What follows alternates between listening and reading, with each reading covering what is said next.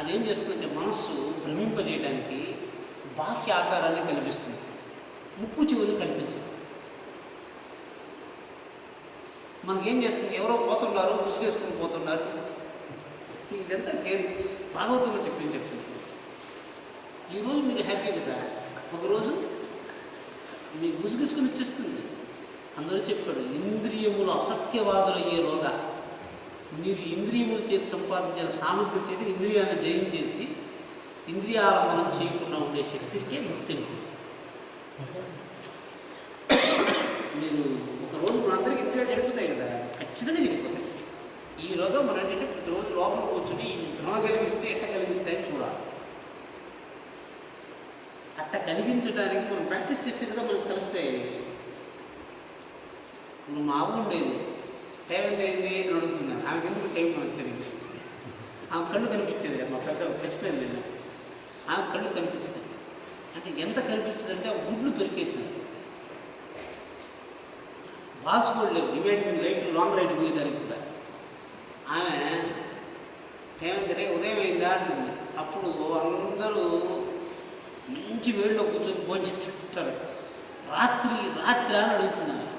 కాలజ్ఞానం, మన కాలజ్ఞానం సూర్యచంద్రుడు కదా, అంటే మీకు అంత మోనోటోనస్ అయిపోతుంది. I'm not threatening people, but you must be aware, active. Scientific person కూడా దీన్ని ప్రాక్టీస్ చేయాలి కదా. సైంటిఫిక్గా ఉన్నవాడు కూడా అన్నీ ఏంటంటే, ఇప్పుడు ఎంత మోనోటోనస్ అయిపోయింది అనుకోండి, నో డివిజన్ ఆఫ్ టైం, కాల వ్యవధి లేదంటే ఉదయం పగలం తెలియదు, ఎప్పుడు తింటారు. ఎవరన్నా కాలం తెలిసిన వాళ్ళు మధ్యాహ్నం తిను అని చెప్తేనే అని తినాలన్నా. ఓసారి ఏం చేస్తుందంటే రాత్రి 2 గంటలకు అరుస్తుంది. రాత్రి ఆమె టైం తెలియదు కదా, రాత్రి 2 గంటలకు అరిచి ఇంకా నాకు అన్నం పెట్టలేదు, 3 రోజులు అయినట్టుగా ఉంది నాకు అన్నం పెట్టినని నేను మార్చేస్తున్నాను. అంటే ఆమె యాక్చువల్గా ఉదయం తినేసి ఉంటుంది. మోనోటోనస్ కదా, మైల్ స్టోన్ లేకపోవడం వల్ల 100 కిలోమీటర్లు కూడా 1 కిలోమీటర్ మీద కనిపిస్తూ ఉంటుంది. ఒక్కొక్క పర్యాయం 1 కిలోమీటర్ 100 కిలోమీటర్ మీద కనిపిస్తుంది. భ్రమ. ఇప్పుడు సినిమాలో మీరు 20 సంవత్సరాలు మీకు సినిమాలో చూపించేస్తున్నారు కదా, అదే ఒక్క క్షణాన్నే మీకు 20 రోజుల్లో చూపించగలరు. ఒక్క క్షణానికి 3 గంటలు మీకు సినిమాలో చూపిస్తుంటారు కదా. ఒక ఈవెంట్ని 5 మినిట్స్ అండి, అంటే జీవితంలో 5 నిమిషాల్లో జరిగే ఈవెంట్ని ఒక సినిమాలో 3 గంటలు చూపించారు. టైం మ్యాగ్నిఫికేషన్ ఉంటుంది. మన స్లోగా చక్కని నీడెడ్ టైంని పెంచి మీకు అర్థమైంది. అంటే కంటితో చూస్తే చిన్నదిగా కనిపించేదాన్ని భూతద్దం పెడితే పెద్దదిగా అయింది కదా. టైంని మ్యాగ్నిఫై చేయాలంటే ఏం చేస్తారు చెప్పండి. మీకు అట్లా పాయింట్ అర్థమైంది. టీవీ సీరియల్స్ మీకు టీవీ సీరియల్స్ అంటే మ్యాగ్నిఫికేషన్ ప్రాసెస్ మనం చెప్తారు. అంటే కాలం చేత శోభ చెందిస్తే పెద్దదిగా కనిపిస్తుంది. మా అవ్వకి ఇట్స్ ఫ్యాక్ట్. రాత్రి ఏమోజాము 2 గంటలకు లేచి నాకు ఇంతవరకు అన్నం తెచ్చి మా అమ్మని మా ఆయన చెప్తుంది వచ్చి, ఈ ఎదవరు నాకు ఇంతవరకు అన్నం పెట్టలేదురా అని చెప్పి కూడండి. వీళ్ళందరూ మనవరాడు మా అమ్మకి. మా అమ్మ మనవరాలు కదా, మా అవ్వకి మనవరాలు. నీ భార్య నాకు ఇంతవరకు అన్నం పెట్టలేదు అని చెప్తుంది. వస్తాను కంప్లైంట్ మా అవ్వ. అప్పుడు మా అమ్మ చెప్తుంది, ఆమె రాత్రి 2 గంటలకు అరుస్తూ ఉంది, 2 గంటలకు తెచ్చి భోజనం పెట్టుకుని మీ అమ్మ అరిచింది అని చెప్తుంది నా పిన్నమ్మ. అంటే ఇది మనందరికీ వస్తుంది. అంటే మీకు ఎందుకు చెప్పానంటే, ఇప్పుడు ఈ రోజు నుంచి మనం ఏం చేయాలంటే, ఇప్పుడు మీరు ఎట్లయితే చదువుకోవాలని 30 సంవత్సరాలతో ఉద్యోగం చేయాలని ప్రాక్టీస్ చేస్తున్నామో, ఇంద్రియాలను వదిలిపెట్టడానికి ముందరే ఈ యొక్క భ్రమను నివారించడానికి, భ్రమ కలిగేటప్పుడు ఎట్లా శాంతిగా ఉండాలి అని ఈ రోజు నుంచి దినము ఒక అర్థగంట ప్రాక్టీస్ చేయాలి. జ్ఞానికి జ్ఞానం ఇస్తుంది. మరణాసన సమయంలో ఆ భ్రమ లేకపోతే మనం వదిలిపెట్టేస్తున్నాం సులభంగా. అంటే మీరు పట్టుకుని నేను వదిలిపెట్టలేను, దాన్ని అట్లే పట్టుకుని ఉంటాడు, వదిలిపెట్టాడు, గట్టిగా పట్టుకో, అది కాపాడుతుంది అనుకుని దాన్ని పట్టుకోవడం వల్ల వాడు ఉనిగిపోతున్నాడు. ఓ ప్రియ, అంటే మీకు అర్థం కావటానికి నేను ఆఖరి మాట, ఇప్పుడు ఈత ఈదేటప్పుడు చచ్చిన శరీరం తేలుతుంది నేను చెప్పాను కదా, మీకు బతికిన బ్రతికిన శరీరం ఎందుకు మునిగిపోతుంది? వీళ్ళు తేలుతుంటారు. టెక్నికల్గా మీరు గమనిస్తే బాగా తేలుతున్నాడు, ఈశ్వరుడి గారు కూడా తేలుతారు, పడుకుని పోతా ఉంటారు. మీరు ఏదో వచ్చినారు, మీ ఏదొచ్చిన వాళ్ళు అక్కడ పడుకుని పోతూ ఉంటారు. అంటే ఎట్లా పడుకుని పోగలుగుతున్నారు వాళ్ళు? మామూలుగా మిగిలిన వాళ్ళు పడుకుని పోతుంటే సముద్రంలోకి మీరు వెళ్ళిపోతుండొచ్చు అంతే. ఆ ప్రిన్సిపల్ అర్థమైపోవడం.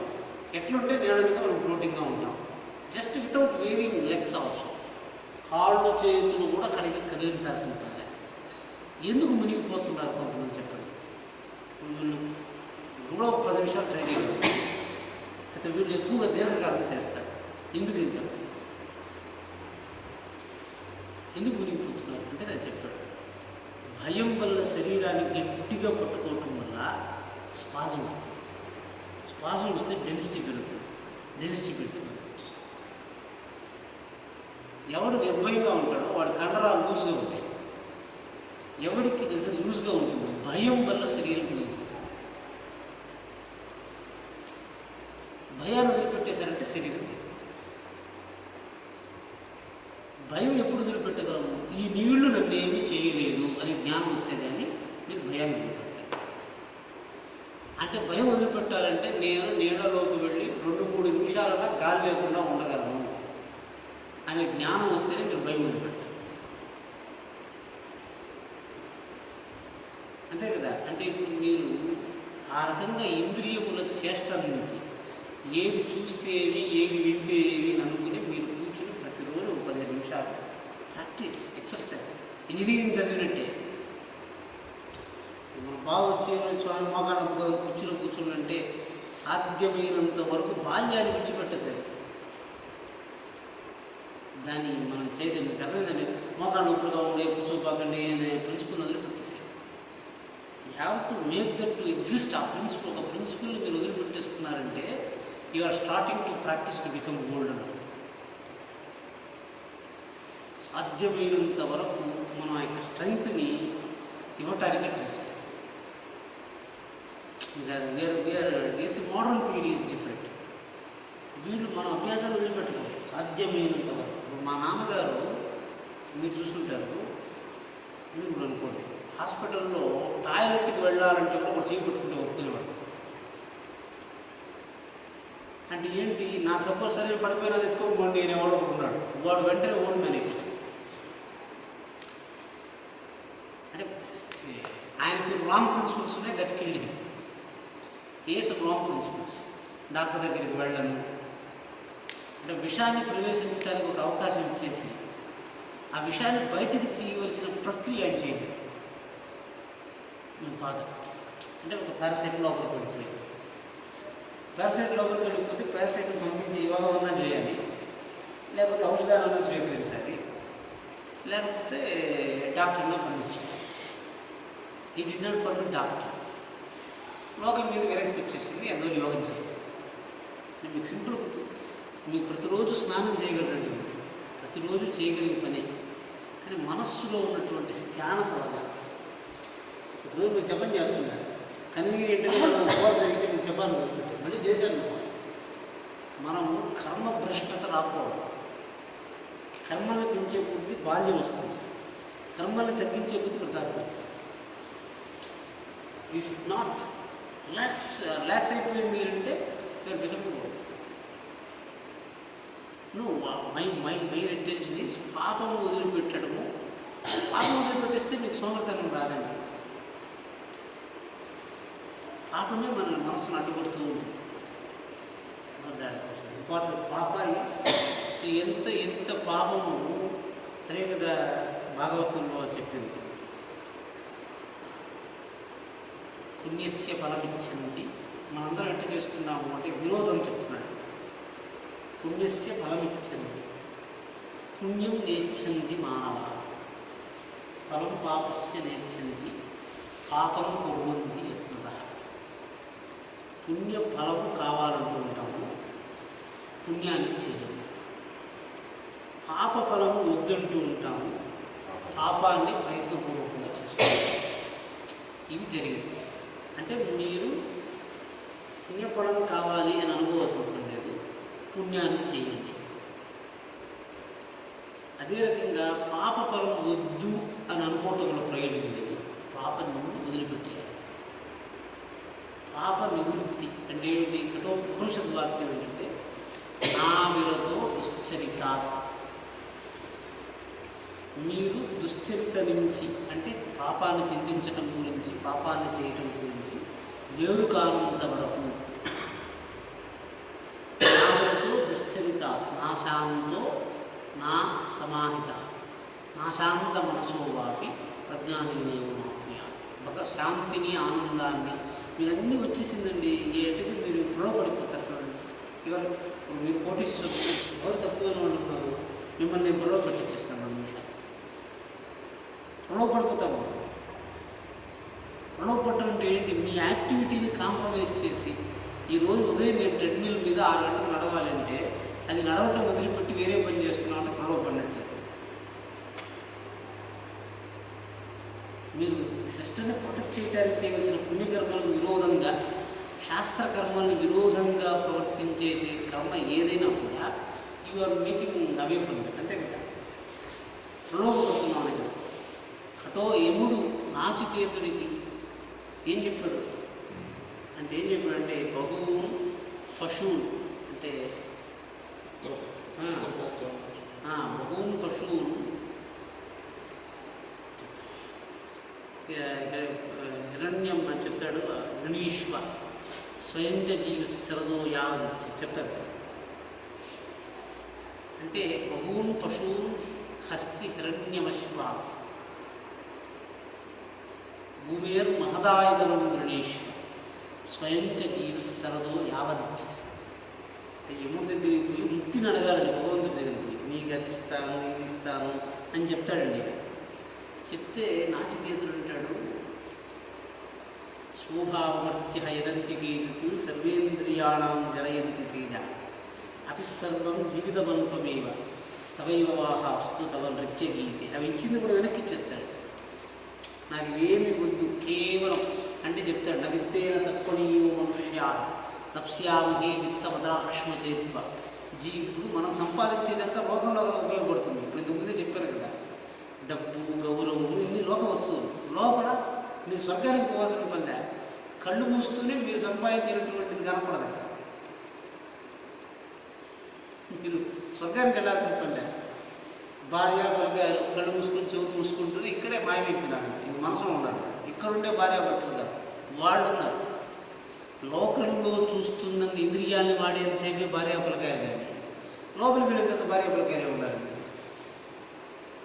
అంటే ఇహలోకంలో ఉన్నంత వరకే ఇహలోక వ్యవహారం, పరలోకం వెళ్ళిన తర్వాత పరలోక వ్యవహారం. కాబట్టి ఇహలోక వ్యవహారాన్ని, పరలోక వ్యవహారాన్ని మీరు చెడపాల్సిన పని.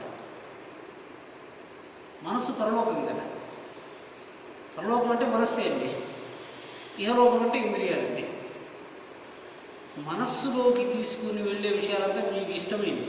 కానీ మీరేం చేసినారంటే ఇహలోకంలో ఉన్న వాటిని నేను మనసులో పెడతానని మనం అనుకుంటున్నాం. You understand? అంటే ఇప్పుడు జ్యోతిష్ శాస్త్రంలో ఇది మీకు అర్థం. సూర్యుడు కనిపించాడు కదా, చంద్రుడు కనిపించాడు, కుజుడు, బుధుడు, గురువు, శుక్రుడు కనిపించాడు. కనిపించిన వాళ్ళు ఎవరండి? రాహు కనపడ్డ ఆకాశం, కేతు ఆకాశంలో కనపడదు. వీళ్ళందరినీ పక్కన పెట్టేయండి. కనపడింది వెరీ ఇంపార్టెంట్ పాయింట్. దాన్ని బేస్ చేసుకుని మనం లెక్క పెడతాం. లగ్నం కనపడదు, ఆకాశం లెక్క ఉందండి. లగ్నం ఈజ్ నాట్ ఎగ్జిస్టింగ్ ఎంటిటీ.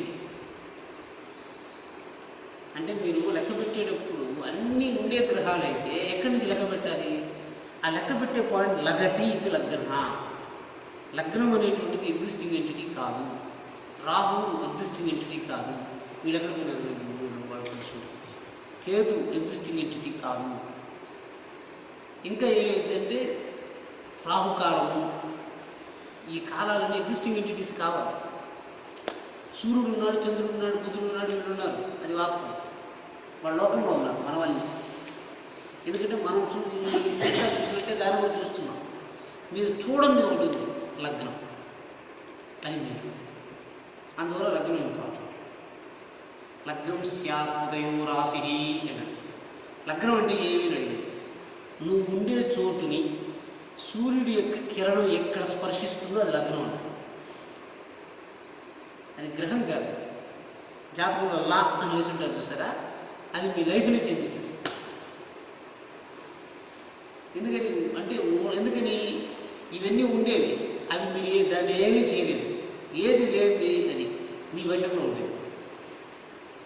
మీరు మనస్సులో అనుకునేది మీ చేతుల్లో ఉండేది, కానీ లోకంలో ఉండేదని మీరు మార్చలేదు. ఇప్పుడు రాజేష్ గారు కనిపిస్తున్నారు, ఈయన ఫ్రెండ్ అనుకోవడమా ఎనిమి అనుకోవడమా నా చేతుల్లో ఉండేది. కానీ ఈ పదార్థాన్ని లోకం నుంచి నేను మాయం చేయలేదు.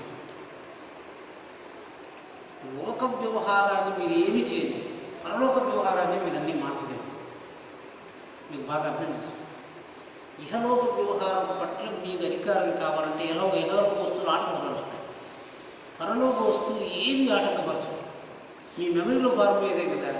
బ్యాంకులో ఉండే డబ్బు అకౌంట్ చూసుకుని మీరు ఆనందపడాలని మీరు ప్రిన్సిపల్ పెట్టుకున్నాడు. వాడు ఏమీ లేకుండానే ఒక దొంగ ఉన్నాడు, దొంగవాడు, వాడికి ఏమీ లే.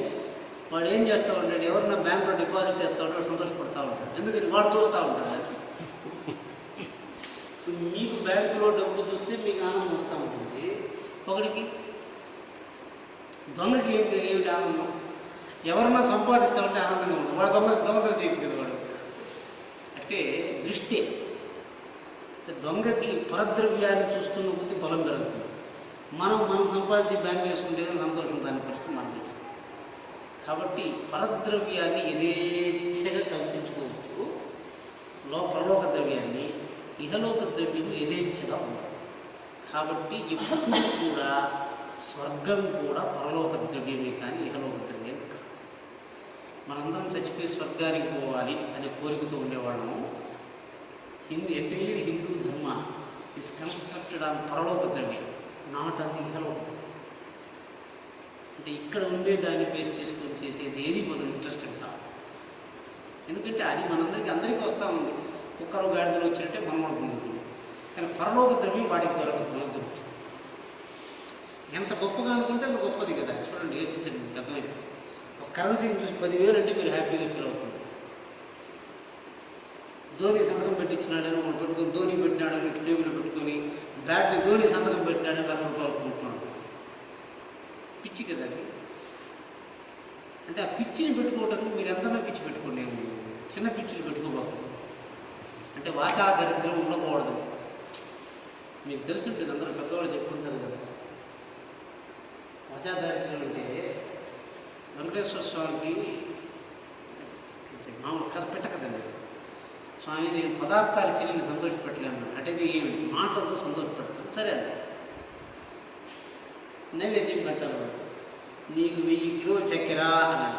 ఏమిరా 1000 కిలోలు చక్కెర ఇంకా మళ్ళీ లక్షణం తగ్గిపోయింది చూడండి. అంటే మాటలతో కూడా నువ్వు గొప్పగా పెట్టలేవు. అందువల్ల మనం వాచాల దారిద్ర్యం వచ్చింది. మీరు చెప్పండి, మీకు నేను క్లూ ఇస్తున్నా. భగవంతుణ్ణి మాటలతో సంతోషపెట్టండి. నేను క్వశ్చన్ వేయకూడదు దాని మీద. నేను చెప్పాడు 10 కేజీలు చక్కెర అని చెప్పాడు. అది చెప్పొద్దంటే ఏం చెప్పమంటారు?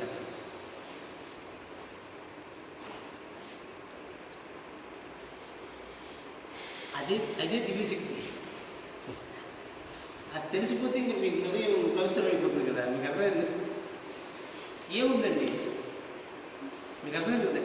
మీరు ఒక సంతోషపెట్టాలా, వాడిని సంతోషపెట్టడానికి చిన్న చితక పదాలు ఏంటండి, ఉన్నదాంట్లో హైయెస్ట్ ఇచ్చేయండి. సమస్తము ఇచ్చేసానంటే ఇది మిగిలింది ఉంది. లోక సమస్తం సమర్పయామి అని ఎవరికి బోధకు నేను చెప్పాను. మీరు యోచించారు కదా. కేజీ ఎంత ఇస్తే భగవంతుడు సంతోషపడతాడంటే తెలుగులో అంతా ఇచ్చేసానని చెప్పేసి ఉండొచ్చు కదా. మీరు ఇదంతా అని చెప్పే జ్ఞానం మనకు రాదండి. ఆలోచన మాటతో, నాట్ విత్ ది థింగ్స్.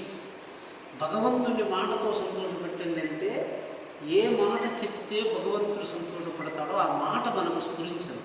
దాన్నే వాచా దారిద్ర్యం. ఇప్పుడు నేను చెప్పాను, మళ్ళీ రేపు ఇంకో వాచా దారిద్ర్యం చెప్తాను, మీరు యోచించు. శాస్త్రంలో గొప్పదనం.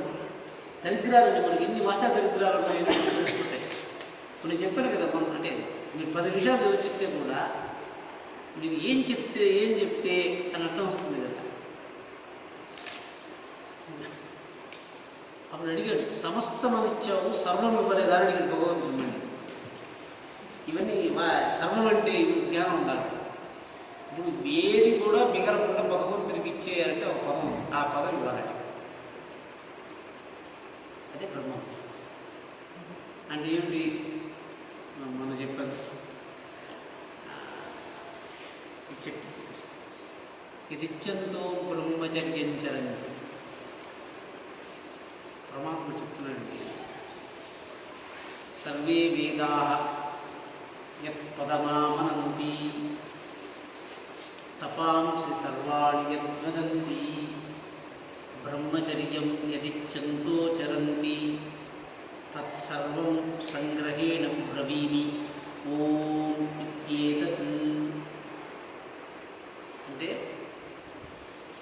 వేదములో ఇన్ని వేల పదాలు ప్రయోగించి దేన్ని చెప్పాలని అందరూ తాపత్రయపడుతున్నారు. సర్వే వేదాః యత్పదమామనంతి తపాంసి సర్వాణి వదంతి. ఇది చేసి అది చేసి నువ్వు చక్రవర్తి ఏదో చెప్పించుకోవాలి కదా, మనం తాపత్రయపడతాం. అంతా వచ్చేసింది, ఎవరో చెప్పాలి కదా, మనం తాపత్రయపడతాం. మన దగ్గర ఉండే ద్రవ్యముల సుఖం సాక్షాత్తు మనకు రాదు. ఒక దశకు వస్తూనే ఎవరో చెప్పాలి, ఆయన కోటీశ్వరుడు గొప్పవాడు, ఆసనం వేయండి, వెతుకోకుండా చెప్తే కానీ దానివల్ల మనం తృప్తి కాదు ద్రవ్యం అని. తపాంసి సర్వాణి యద్వదంతి యదిచ్చంతో బ్రహ్మచర్యంచ. సన్యాసులు ఎవరు ఒక్కొక్కరు ఏం చేస్తున్నారంటే, ఒకడు వచ్చి తపస్సు చేస్తున్నాడు, సన్యాసులు ఏం చేస్తున్నారు, బ్రహ్మచర్యం చేస్తున్నారు. అంటే ఏంటి, దాన్ని చూడకూడదు, దీన్ని వినకూడదు అని అనుకుని దేని పొందాలనుకుంటున్నారు వాళ్ళు. మన కళ్ళు ఇది క్లోజింగ్ మెథడ్ అయితే చూడకూడదండి, భగవంతుని చూడాలంటే నేను చూడకూడదు, ఇది వినకూడదు మనం అనుకుంటున్నాను కదా. యదిచ్చంతో బ్రహ్మచర్యం చరణి. ఇవన్నీ పొందడానికి ఒకటి తత్సర్వం సంగ్రహేణ బ్రవీమి ఓం. ఓం అంటే ఈ ఓం ఏం చెప్తుంది అని అంటే ఏమి ఇచ్చేయాలా అని అడిగారు కదా. మళ్ళీ మనం ఇవ్వలే. సమస్తము అంటే ఆత్మ శేషమైనటువంటి పదార్థానికి సమస్తం ఆత్మార్పణమే సమస్తానికన్నా గొప్పదే. నన్నే ఇచ్చిస్తున్నానని చెప్పాలట. సమస్తం అంటే వీడు మిగిలిపోయినాడు కదా, ఇచ్చేవాడు వచ్చాడు కదా. అప్పుడు భగవంతుడు సంతోషపడలే, ఎందుకంటే నువ్వు ఉండవు కదా, ఇంకా యూ షుడ్ డిసప్పియర్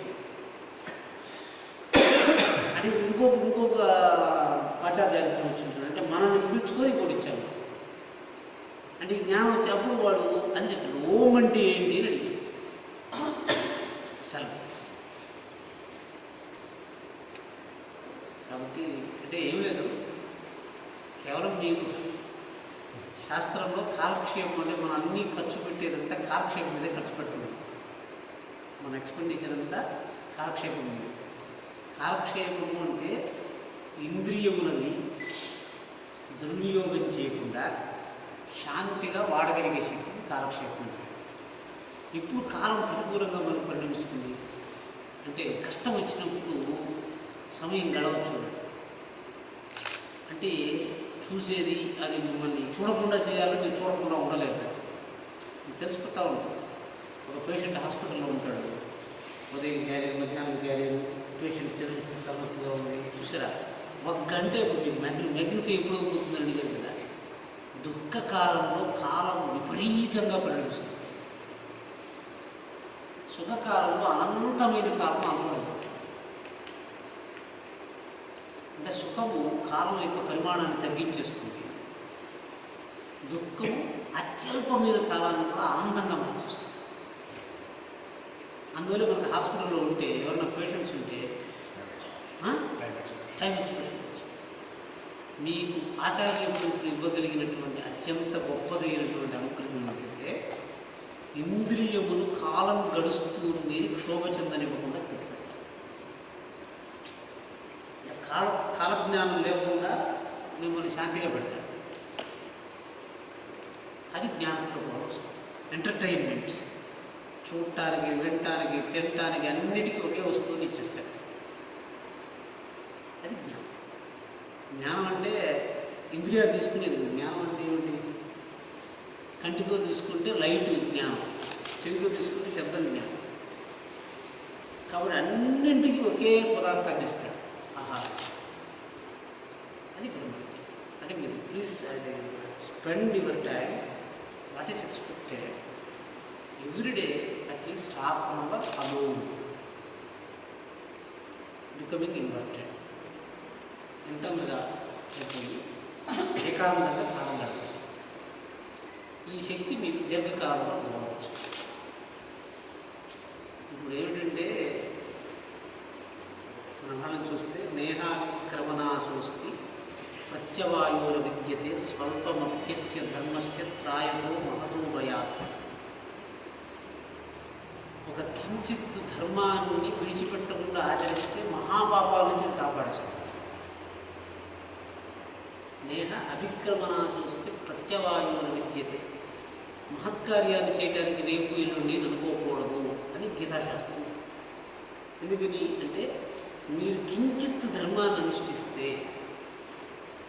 గీతాశాస్త్రం చదివారు అనుకోండి, మహాపాపలతో ఉద్ధరించేస్తుంది. వ్రత నియమం, కాలాన్ని బట్టి ప్రపంచం దాటిపోకుండా నేను చేయవలసింది అనుకుంటే ఆ నియమం వల్ల ఒక శక్తి వస్తుంది. అంటే ఏదో ఒక దాన్ని మీరు గట్టిగా పట్టుకోరు, ఒక బేస్ క్రియేట్ చేద్దాం. Create land mark, then you will become the king. Create the mind mark, then you will become జ్ఞాని. ల్యాండ్ మార్క్ అంటే అన్ని చోట్ల రాజశేఖర్ ల్యాండ్ మార్క్స్ చూడండి, చూసారా? అంటే భూమి మీద మనం గుర్తు నిలబెట్టాలి అన్నది ఒక తాపత్రయం. ప్రపంచంలో ఉన్న గుర్తులన్నీ మనలో ఉండాలి అన్నది ఇంకో తాపత్రయం.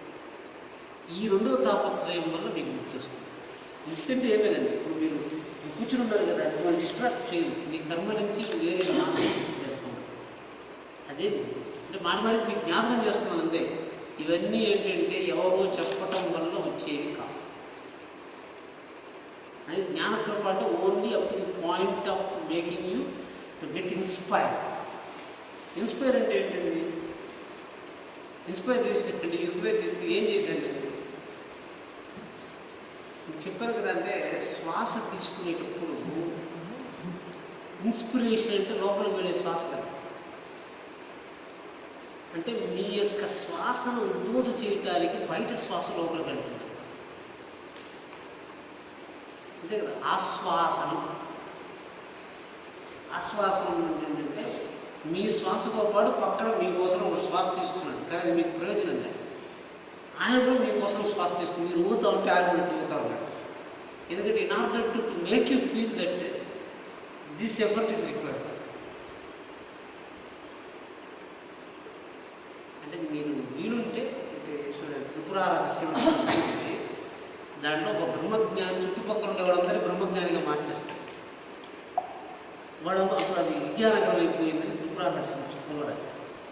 త్రిపుర రహస్యం పుస్తకంలో ఒక్క బ్రహ్మజ్ఞాని అయితే వ్యాపిస్తూ ఉండాలి. అంటే వ్యాపిస్తూ మీ హ్యాపీ మీ చుట్టుపక్కల ఎక్కడో కూడా దుఃఖించేవాడు కనపడకుండా చూస్తున్నాడు. దుఃఖం నాకు కనపడకూడదు. వ్రతం అంటే వాడికి దుఃఖంగా కనిపించేది ముందర నాకు కనపడకూడదు. మీకు ఎందుకు వాడికి దుఃఖం అంటే వాడు దుఃఖించడం నాకు కనపడకూడదు వ్రతం. మీరు అది చేస్తే అది బ్రహ్మ విద్యగా కనిపిస్తుంది.